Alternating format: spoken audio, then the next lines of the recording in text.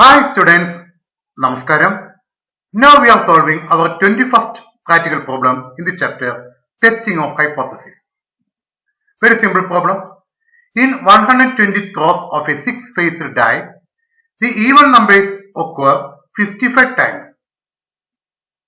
If the die is unbiased. Let us solve the problem. In 120 throws, number samples n is equal to 120. Of 6-faced die, the even number occur at 55 times. That is, the proportion of even numbers 55 out of 120. That is 55 divided by 120. 0.458. It is the sample proportion P is equal to 0.458. The question is that if the die is unbiased. We know in the case of unbiased die, the probability of getting even numbers 2, 4 or 6 is 3 by 6, that is 50%.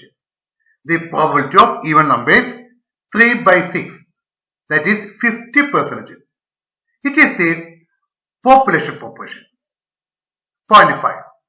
Then Q is equal to 1 minus population proportion 0.5. Then formulate null hypothesis H0. There is no significant difference between the proportions. It means the die is unbiased. H0. Population proportion is equal to sample proportion. Then alternative hypothesis. There is significant difference between the proportions. Then we can say the die is biased. H1.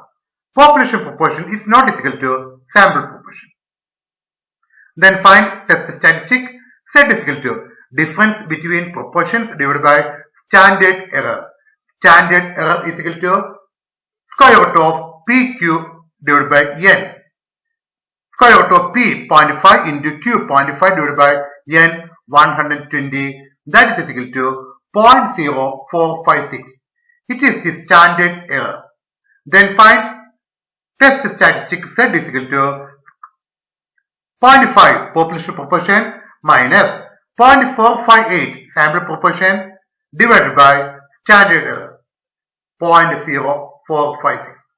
Difference in proportion divided by standard error, that is equal to 0.92.